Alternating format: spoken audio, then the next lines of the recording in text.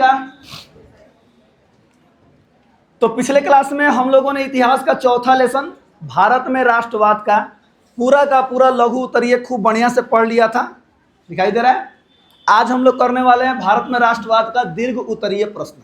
ठीक है, एक एक क्वेश्चन को ध्यान से देखते चलिए। सब आसान लिखा गया है और शब्द सीमा के अंतर्गत ही लिखा गया है, यानी लगभग 120 शब्द से ज्यादा थोड़ा सा कम इतना लिखा गया है। क्योंकि जब दीर्घ उत्तरीय प्रश्न आ रहा है, जब आपको एग्जामिनर 4 नंबर 5 नंबर देगा तो उसको शब्द भी चाहिए।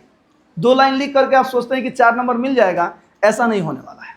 ठीक है, याद रखिएगा। आइए शुरू करते हैं बाबू। पहला क्वेश्चन है कि प्रथम विश्व युद्ध का भारतीय राष्ट्रीय आंदोलन के साथ अंतर संबंधों की विवेचना करें।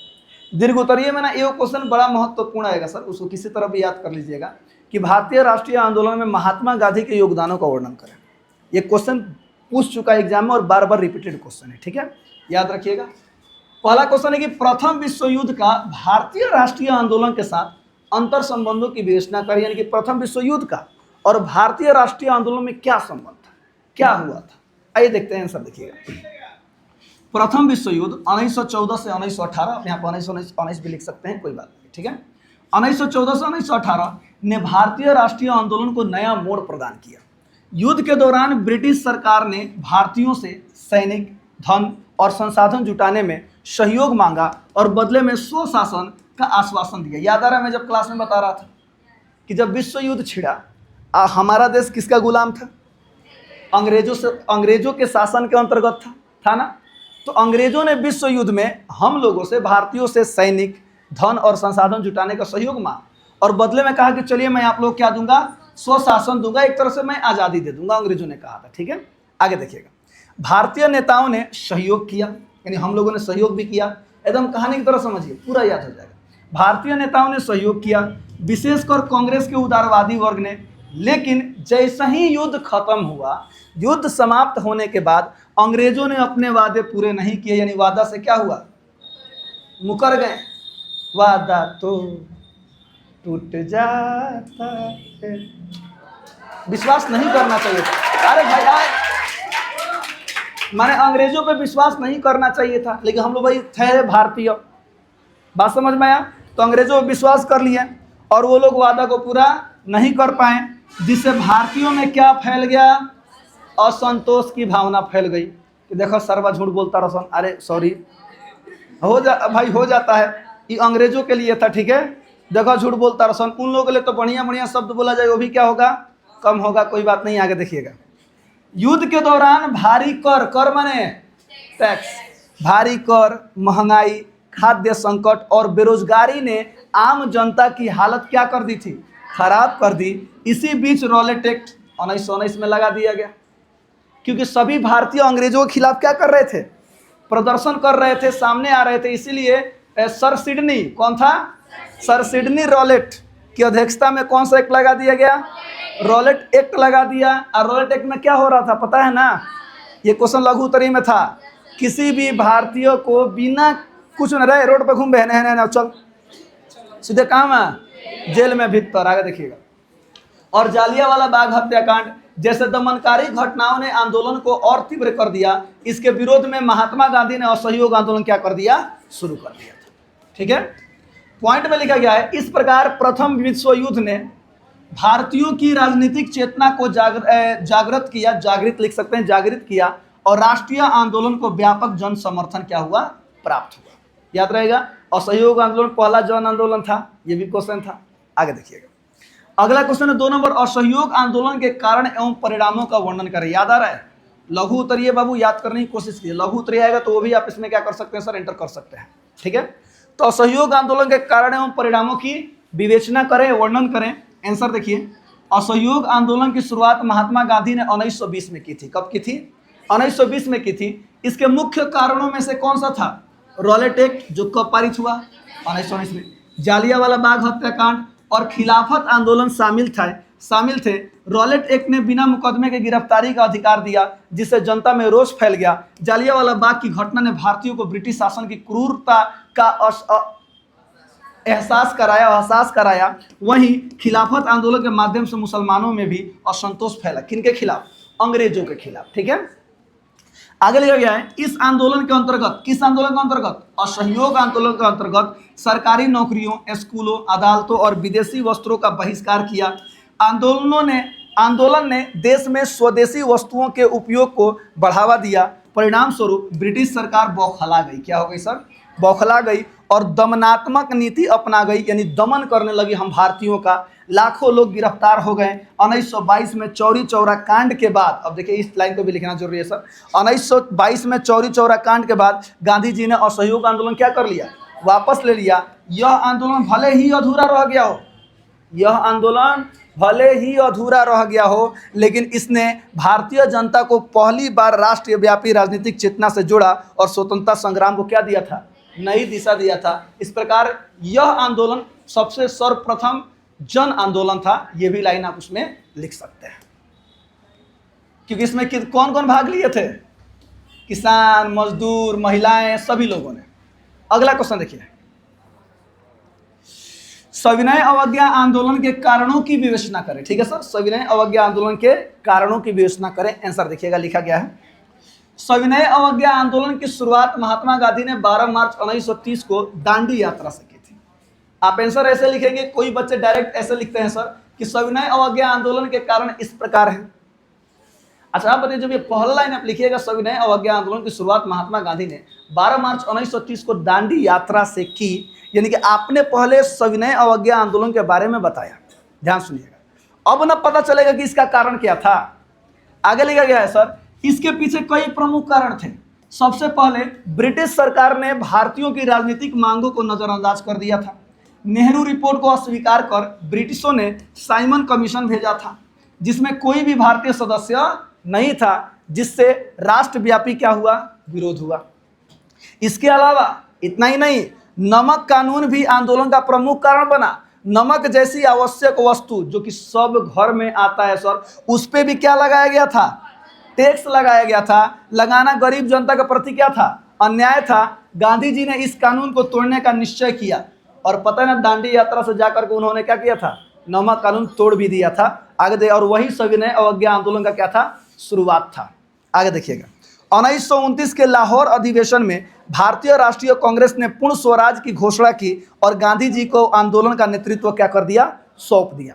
क्वेश्चन पूछता है सर, याद रखिएगा, बताइएगा पूर्ण स्वराज की घोषणा किस अधिवेशन में किया गया था कांग्रेस का? 1929 लाहौर अधिवेशन, याद रखिए। कौन? 1929 लाहौर। देखो पॉइंट लिख दिया गया है कि इन कारणों से सविनय अवज्ञा आंदोलन प्रारंभ हुआ, जिसका उद्देश्य ब्रिटिश कानूनों का अहिंसात्मक ढंग से उल्लंघन कर ब्रिटिश शासन के प्रति असहयोग प्रकट करना था। यानी कि अब हम आपका क्या करेंगे सर? सहयोग नहीं करेंगे, याद रखिएगा। यानी आप जो आज्ञा बोलेंगे हम वो आज्ञा नहीं मानेंगे, बात खत्म।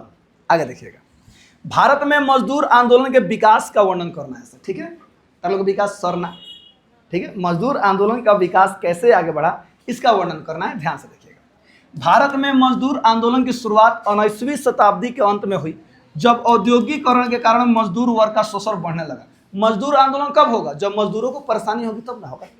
मजदूर ना आंदोलन करेंगे तो सुनिएगा ध्यान से, मजदूरों को कम वेतन, लंबा कार्य समय और खराब कार्य परिस्थितियां झेलनी पड़ती थी। इस शोषण के विरुद्ध जागरूकता बढ़ी और मजदूरों ने अपने अधिकारों के लिए संगठित होना क्या कर दिया था? शुरू कर दिया। 1918 में अहमदाबाद मिल मजदूर हड़ताल में महात्मा गांधी ने मध्यस्थ की भूमिका निभाई, जिससे आंदोलन को नई दिशा मिली। इसके बाद 1920 में Akhil Bharatiya trade union Congress AITUC, ठीक है सर, 1920 में की स्थापना हुई। जिस बताइएगा राष्ट्रीय कांग्रेस की स्थापना कब हुई थी?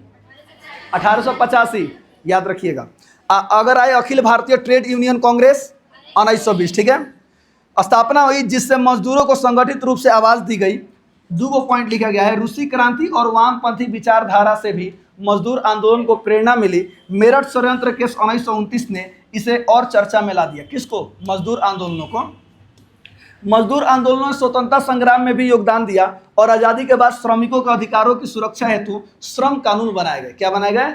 श्रम कानून बनाए गए। अगला क्वेश्चन सबसे इंपॉर्टेंट क्वेश्चन है सर, किताब का याद रखिएगा, कि भारतीय राष्ट्रीय आंदोलन में गांधी जी के योगदान की विवेचना करें। भारतीय राष्ट्रीय आंदोलन में गांधी जी के योगदान की विवेचना करें, याद कर लीजिएगा किसी तरह भी। आंसर देखिए कितना बढ़िया लिखा गया है। लिखा गया है, महात्मा गांधी भारतीय राष्ट्रीय आंदोलन के सबसे प्रभावशाली और लोकप्रिय नेता थे। ठीक है, उन्होंने स्वतंत्रता संग्राम को एक नया मार्गदर्शन और जन आंदोलन का रूप दिया।